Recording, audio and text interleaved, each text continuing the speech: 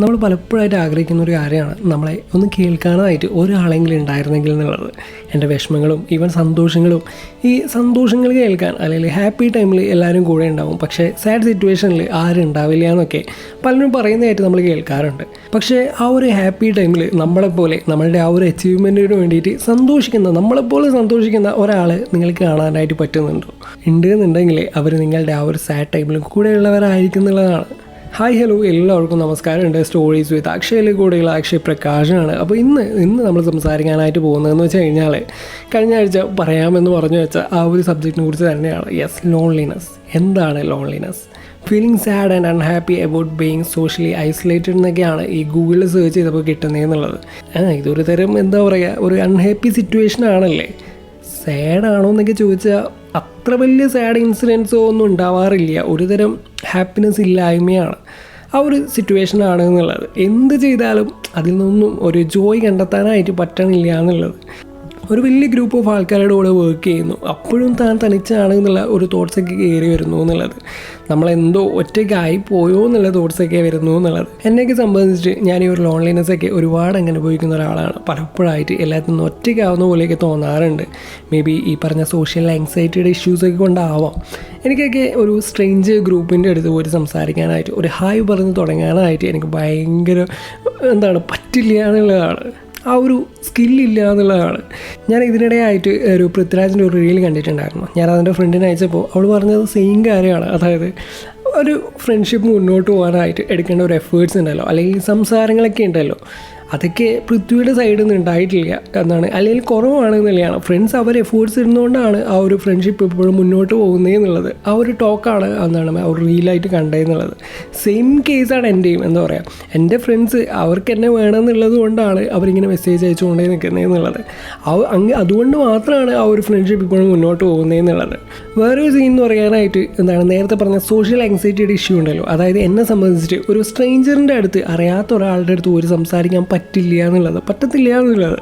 എനിക്കറിയത്തില്ല എന്നുള്ളതാണ്. എങ്ങനെയാണ് ഒന്ന് സംസാരിക്കേണ്ടത്, അല്ലെങ്കിൽ എങ്ങനെയാണ് അവരുമായിട്ടൊന്ന് സിങ്ക് ആവണേ, അതിനെക്കുറിച്ചിട്ടൊന്നും ഒരു ഐഡിയ ഇല്ല എന്നുള്ളതാണ്. നേരെ മറിച്ച് ഒരു വർക്കിൻ്റെ കേസ് ആണെന്നുണ്ടെങ്കിൽ, ലൈക്ക് ഞാൻ ലാസ്റ്റ് ടൈം വേൾഡ് കപ്പിൻ്റെ കാര്യങ്ങളൊക്കെ കവർ ചെയ്യാനായിട്ട് മലപ്പുറത്ത് പെരിന്തൽമണ്ണയിൽ പോയപ്പോൾ അവിടെ നിന്നൊരു വീഡിയോയും കാര്യങ്ങളൊക്കെ ചെയ്തിട്ടുണ്ടായിരുന്നു. എന്നെക്കൊണ്ട് ഇതൊക്കെ സാധിക്കുന്നോ, അല്ലെങ്കിൽ സാധിക്കുന്നതല്ല, അല്ലെങ്കിൽ എന്താ പറയുക, ഇങ്ങനെയൊക്കെ ചെയ്യാനുള്ള ആ ഒരു സ്കില്ല് എനിക്കുണ്ട് എന്നുള്ളത് ഞാൻ അപ്പോഴാണ് അറിഞ്ഞതെന്നുള്ളത്. പക്ഷേ അത് വെറും ക്യാമറയുടെ ഫ്രണ്ടിൽ അല്ലെങ്കിൽ മൈക്കിൻ്റെ ഫ്രണ്ടിൽ മാത്രം ആവുന്നു എന്നുള്ളതാണ്.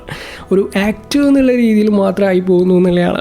ഓക്കെ ഫൈൻ, ഞാൻ എൻ്റെ നേച്ചർ എന്താണോ അതിൽ നിന്ന് മാറേണ്ട ആവശ്യമില്ല എന്നൊക്കെ പലരും പറഞ്ഞിട്ടുണ്ട്. എൻ്റെ ക്ലോസ്ഡ് ആയിട്ടുള്ള കുറച്ച് ആൾക്കാർ എന്നോട് പറഞ്ഞിട്ടുണ്ട്, നീ എങ്ങനെയാണോ അതുപോലെ തന്നെ ഇരിക്കുക എന്നുള്ളത്. നിന്നെ ബ്യൂട്ടിഫുൾ ആക്കുന്നത് നിൻ്റെ ആ ഒരു ആറ്റിറ്റ്യൂഡാണെന്നൊക്കെ. ബ്യൂട്ടിഫുൾ എന്നല്ല, എന്നെ യുണീക്കാക്കി നിർത്തുന്നത് ഇതാണ് എന്നൊക്കെ. അതിൽ കംഫർട്ടബിൾ ആയിട്ടുള്ളവർ നിൻ്റെ കൂടെ ഉണ്ടാവും, അല്ലാത്തവർ പോട്ടെ എന്നൊക്കെ എന്നോട് പറഞ്ഞിട്ടുണ്ട്. പക്ഷേ ചിലർക്കൊക്കെ ആണെന്നുണ്ടെങ്കിൽ ഇതിന് വലിയ പരാതി കൂടിയാണെന്നുള്ളതാണ്. നീ ഇനിയും ആൾക്കാരായിട്ട് സംസാരിക്കാനായിട്ട് പഠിച്ചില്ലേ എന്നൊക്കെയാണ് അവർ പറയുന്നത് എന്നുള്ളത്. എന്നെയൊക്കെ സംബന്ധിച്ചിട്ട് ഒരുപാട് ടൈം എടുക്കുന്നുള്ളതാണ് ആൾക്കാരായിട്ട് സിങ്ക് ആവാനായിട്ട്. ഇന്ന് ഞാൻ മെയിനായിട്ട് സോഷ്യൽ ആങ്സൈറ്റിനെ കുറിച്ചിട്ടാണ് സംസാരിക്കാനായിട്ട് പോകുന്നത്. നിങ്ങൾക്കറിയാം, ലോൺലിനെസ്, ഈ ഒരു ഒറ്റപ്പെടലൊക്കെ അനുഭവിക്കാനുള്ള മെയിൻ റീസൺ എന്ന് പറയുന്നത് ഈ ഒരു സോഷ്യൽ ആങ്സൈറ്റിയാണ്. അതായത് ആൾക്കാരായിട്ട് കണക്ട് ചെയ്യാൻ പറ്റാത്തത് കൊണ്ടാണ്. അവരുമായിട്ട് സംസാരിച്ച് കഴിഞ്ഞാൽ, ലൈക്ക് മൈൻഡഡ് ആയിട്ടുള്ള ആൾക്കാരുടെ അടുത്ത് സംസാരിച്ച് കഴിഞ്ഞാൽ ഈ ഒരു ഇഷ്യൂ ഒരു എക്സ്ട്രീം വരെയൊക്കെ നമുക്ക് തന്നെ ഇല്ലാണ്ടാക്കാനായിട്ട് പറ്റുമെന്നുള്ളതാണ്. ചില ആൾക്കാരൊക്കെ ഈ സോഷ്യൽ മീഡിയാസിലൂടെ ഭയങ്കരമായിട്ട് ടെക്സ്റ്റ് ചെയ്യുന്ന ആൾക്കാരുണ്ട്, അല്ലെങ്കിൽ ടെക്സ്റ്റ് ചെയ്യുന്നതായിട്ട് കാണാറുണ്ട്. ഈവൻ ഞാനും ചെയ്തിട്ടുണ്ട്.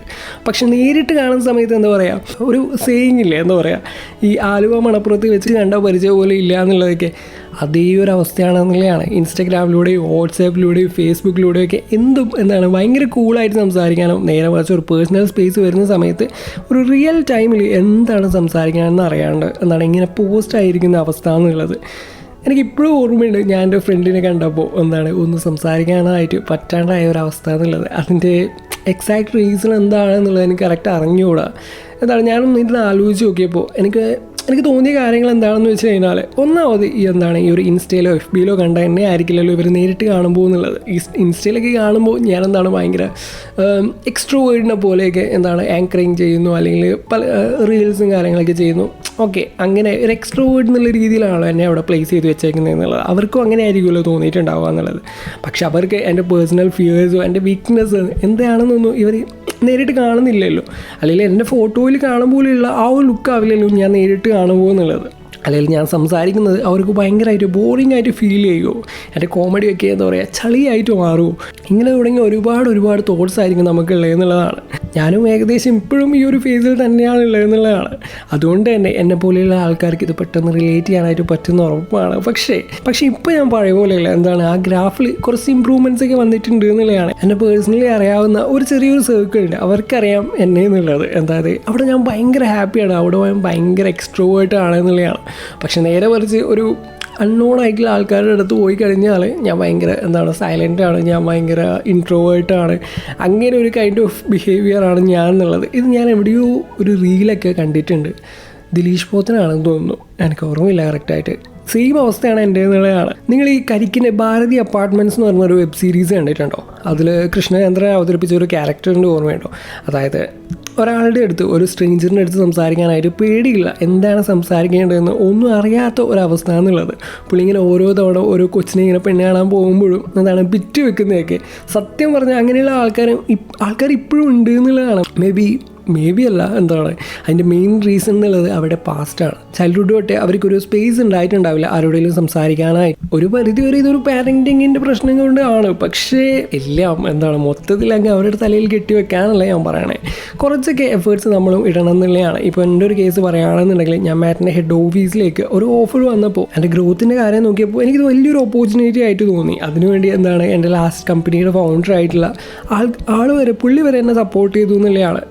പുള്ളി എന്നോട് പറഞ്ഞൊരു കാര്യം എന്താണെന്ന് വെച്ച് കഴിഞ്ഞാൽ, I want you to grow എന്നുള്ളതാണ്, ഗോ എക്സ്പ്ലോർ എന്നുള്ളതാണ്. അതിനൊക്കെ സത്യം പറഞ്ഞാൽ ഞാൻ ആ കമ്പനിയായിട്ട് ഭയങ്കര ഗ്രേറ്റ്ഫുള്ളാണ് എന്നുള്ളതാണ്. അവരുടെ ഭാഗത്ത് നിന്ന് എനിക്ക് കിട്ടുന്ന ആ ഒരു സപ്പോർട്ട്, ആ ഒരു മോട്ടിവേഷനൊക്കെ ഭയങ്കര വാല്യുബിൾ ആണ് എന്നുള്ളതാണ്. അങ്ങനെ നേരെ ഇവിടേക്ക് വന്നിട്ട് ഏകദേശം 5 ദിവസമായി സത്യം പറഞ്ഞാൽ. ആദ്യത്തെ 2-3 ദിവസം എനിക്ക് തീരെ പറ്റുന്നുണ്ടായില്ല. അമ്മേനെ വിളിക്കുമ്പോഴേക്ക് ഇങ്ങനെ കണ്ണൊക്കെ നിറയായിരുന്നു. അവർ ഇതുവരെ ഇങ്ങനെ വിട്ട് നിന്നിട്ടില്ല. അപ്പോൾ അവിടെ ആ ഒരു സൗണ്ട് കേൾക്കുമ്പോഴൊക്കെ എനിക്ക് എന്നെ തന്നെ ഒന്ന് കൺട്രോൾ ചെയ്യാനായിട്ട് പറ്റിയിട്ടുണ്ടായിരുന്നില്ല. ആൻഡ് ഓൾസോ ഞാൻ നേരത്തെ പറഞ്ഞ ആ ഒരു സെയിം സോഷ്യൽ ആങ്സൈറ്റിയുടെ ഇഷ്യൂ ഉണ്ടല്ലോ, ഒരു ഗ്രൂപ്പ് ഓഫ് ആൾക്കാരുടെ അടുത്ത് സംസാരിക്കാൻ പറ്റാത്ത അവസ്ഥ, അതൊക്കെ എന്നെ ഒരുപാട് ബാഡിൽ എഫക്റ്റ് ചെയ്തിട്ടുണ്ട് എന്നുള്ളതാണ്. റൂമിലുള്ള ആൾക്കാരുടെ അടുത്ത്, ഓഫീസിലുള്ള ആൾക്കാരുടെ അടുത്ത് ആരോടും എങ്ങനെ സംസാരിച്ച് തുടങ്ങിയിരുന്നുള്ള അതറിയാത്ത ഒരു അവസ്ഥ എന്നുള്ളത്, അതിൻ്റെ ഒരു ടെൻഷൻ എന്നൊക്കെ. പക്ഷേ കൂടി ഉണ്ടായ ആൾക്കാർ എപ്പോഴത്തെയും പോലെ അവരുടെ ഭാഗത്തുള്ള ആ ഒരു എഫേർട്സ് കൊണ്ട് അവരുടെ ആ ഒരു സ്റ്റോറീസൊക്കെ പറഞ്ഞു തുടങ്ങിയപ്പോൾ എനിക്ക് ഭയങ്കര ഒരു റിലീഫായിരുന്നു എന്നുള്ളതാണ്. ആൻഡ് ലാസ്റ്റ് ഡേ കഴിഞ്ഞ ദിവസം ഞാൻ വീട്ടിലേക്ക് വിളിച്ചപ്പോൾ ഐ വാസ് ഓക്കെ, ഞാൻ സംസാരിക്കാനായിട്ട് ഭയങ്കര കംഫർട്ടബിൾ ആയിരുന്നു എന്നുള്ളതാണ്. ആൻഡ് പിന്നെ ഒരു കാര്യം എന്ന് വെച്ച് കഴിഞ്ഞാൽ, ഈ സോഷ്യൽ മീഡിയയിൽ മെസ്സേജ് ചെയ്യുന്ന ചില ആൾക്കാരുണ്ടല്ലോ, നേരിട്ട് കാണണം എന്നൊക്കെ പറയുന്ന ഒരുപാട് ആൾക്കാരുണ്ടല്ലോ, സത്യം പറഞ്ഞാൽ എനിക്ക് ഭയങ്കര മടിയാണെന്നുള്ളതാണ്. അയ്യോ ശരിക്കുള്ള ഞാൻ എങ്ങനെയാണെന്നൊക്കെ ഇവർ കണ്ടു കഴിഞ്ഞാൽ അവർക്ക് ആ ഒരു ബാഡ് ഇംപ്രഷൻ ഉണ്ടാകില്ലേ, ഈ ഒരു ടോക്കിനെയൊക്കെ അത് എഫക്റ്റ് ചെയ്യില്ലേ എന്നൊക്കെയുള്ള തോട്ട്സൊക്കെയാണ് സത്യം പറഞ്ഞാൽ. പക്ഷേ ഫാക്റ്റ് എന്താണെന്ന് വെച്ചാൽ, ഇതിൻ്റെ മെയിൻ റീസൺ എന്താണെന്ന് വെച്ച് കഴിഞ്ഞാൽ, നമ്മൾ ഒട്ടും കോൺഫിഡൻ്റ് അല്ല എന്നുള്ളതാണ്. നമ്മൾ ഈ സിനിമയിലും റീൽസിലൊക്കെ കാണുന്ന, റിയൽ ലൈഫിലൊക്കെ കാണുന്ന ആൾക്കാരെ കണ്ടിട്ടില്ലേ? അതായത് കൂളായിട്ട് ആൾക്കാരായിട്ട് പോയി സംസാരിക്കാനും അതിങ്ങനെ നമ്മളും ചിന്തിക്കും അവരെ പോലെയൊക്കെ സംസാരിക്കാനായിട്ട് ഇത്ര കൂളായിട്ടൊക്കെ പോയിട്ട് സംസാരിക്കുന്നതെന്നൊക്കെ, അതൊക്കെ പറ്റിയിരുന്നെങ്കിൽ എന്നുള്ളത്. എവിടെ നേരിട്ട് കാണുമ്പോൾ മുട്ടടിക്കുന്ന അവസ്ഥയാണെന്നുള്ളതാണ്. പക്ഷേ ഈ ഒരു ഒറ്റ പ്രശ്നം കൊണ്ട് നമ്മൾക്ക് പലരെയും നഷ്ടപ്പെടേണ്ട ഒരു അവസ്ഥയൊക്കെ വന്നിട്ടുണ്ടാവും. പല കോൺവെർസേഷനും സ്റ്റോപ്പായി പോയ അവസ്ഥ വരെ ഉണ്ടായിട്ടുണ്ടാവും. സത്യം പറഞ്ഞാൽ ഒരാളെ മീറ്റ് ചെയ്യാനായിട്ട് പോകുമ്പോൾ ഒന്ന് പ്രിപ്പയർ ചെയ്ത് പോകരുത് എന്നുള്ളതാണ്. ബൈ ദ വേ ഇതൊക്കെ ആരാണ് പറയുന്നതെന്ന് കൂടി ഒന്ന് ഓർക്കണം കേട്ടോ. ശരിയാവുള്ളൂ ഞാൻ എനിക്ക് വേണ്ടി കൂടിയാണ് ഈ ഒരു എപ്പിസോഡ്സൊക്കെ ചെയ്യുന്നതെന്നുള്ളത്. സോ ഒരു ഇമ്പ്രൂവ്മെൻറ്റ് ഉണ്ടായി കഴിഞ്ഞാൽ I will share with you. നിങ്ങളിപ്പോൾ ഒരാളെ മീറ്റ് ചെയ്യുമ്പോൾ നിങ്ങൾക്ക് ഈ മിഥ്യാധാരണകളൊക്കെ വഴിയിൽ വെച്ച് പോകുക എന്നുള്ളതാണ്, വീട്ടിൽ വെച്ച് പോകുക എന്നുള്ളതാണ്. ചിലപ്പോൾ ഓപ്പോസിറ്റ് ഇരിക്കുന്ന ആൾക്കാർക്കും ഉള്ളിൽ ഇതേപോലെയുള്ള അവസ്ഥയൊക്കെ ആയിരിക്കും അവർ അനുഭവിക്കുന്നതെന്നുള്ളത്. അവർക്കും ആ ഒരു സെയിം ഇഷ്യൂസ് തന്നെ ആയിരിക്കുന്നില്ലാണ്, അവരുടെ ഉള്ളിലും ആ ഒരു സെയിം ഫീലിങ്സ് ആയിരിക്കുന്നില്ലാണ്. സംസാരിച്ച് തുടങ്ങുമ്പോൾ എന്തെങ്കിലും ഒരു പോയിന്റിൽ തമ്മിൽ കണക്റ്റ് കണക്റ്റ് ആവും അല്ലെങ്കിൽ സ്ട്രൈക്ക് ആവും. ആ ഒരു പോയിന്റ് വെച്ച് നിങ്ങളുടെ ടോക്സ് കൂടി വരും, എന്താണ് തമ്മിൽ കണക്റ്റ് ആവും, എന്താണ് ആ ഒരു റിലേഷൻഷിപ്പ് മെയിൻറ്റെയിൻ ചെയ്ത് പോകുന്നുള്ളത്. പതിയെ നിങ്ങളുടെ ആ ഒരു ലോൺലിനെസ്, എന്താണ് ആ ഒരു ഒറ്റക്കായി എന്നുള്ള തോട്ട്സൊക്കെ തനിയെ മാഞ്ഞു പോകുന്നുള്ളതാണ്. നിങ്ങൾ ഓക്കെ ആവുന്നുള്ളതാണ്. ഇനിയിപ്പോൾ നിങ്ങൾ ആഗ്രഹിച്ച ഒരാളായിട്ട് ഒരു മീനിങ് ഫുൾ ആയിട്ടുള്ള കോൺവെർസേഷനൊന്നും ഉണ്ടാക്കാനായിട്ട് പറ്റില്ല എന്നുണ്ടെങ്കിൽ ഇറ്റ്സ് ഓക്കെ. എന്താണ് അതിലും ബെറ്റർ ആയിട്ടുള്ള ഒരാൾ നിങ്ങളുടെ അടുത്തേക്ക് വരുന്നുള്ളതാണ്. ഇഷ്ടമായില്ല എങ്കിൽ ലെറ്റ് ദം ലീവ്. അവർ നിങ്ങളെ അർഹിക്കുന്നില്ല എന്നുള്ളതാണ്. Know your worth. അതായത് നീ പൊളിയാണ് മച്ച. എന്താണ് ഞാൻ മുന്നേ ഒരു റീലിൽ പറഞ്ഞൊരു കാര്യമുണ്ട്, നിങ്ങൾ കിടുവാണ്, നിങ്ങൾ പൊളിയാണ് എന്നൊക്കെ പറയുന്ന ഒരാൾ നിങ്ങളുടെ കൂടെ വരും. Just wait for that. ഒറ്റയ്ക്കായി പോയി എന്നുള്ള തോട്ട്സൊക്കെ എന്താണ് നമുക്ക് മെല്ലെ അങ്ങോട്ട് മാറ്റിയെടുക്കാണോ, ഞാനല്ലേ പറയണേ. I can feel you guys. അപ്പോൾ എന്തായാലും എന്താണ് ഒന്ന് പോയി സംസാരിച്ച് തുടങ്ങും എന്ന് പറഞ്ഞുകൊണ്ട് ഞാനൊരു എപ്പിസോഡ് ഇവിടെ വെച്ച് അവസാനിപ്പിക്കുകയാണ്. കേട്ടുകൊണ്ടിരിക്കുന്നത് സ്റ്റോറീസ് വിത്ത് അക്ഷയാണ്, കൂടെയുള്ള അക്ഷയ് പ്രകാശാണ്. അപ്പോൾ പുതിയൊരു എപ്പിസോഡിൽ പുതിയൊരു വിശേഷങ്ങളും കാര്യങ്ങളൊക്കെ ആയിട്ട് വീണ്ടും കാണാം. Tata bye.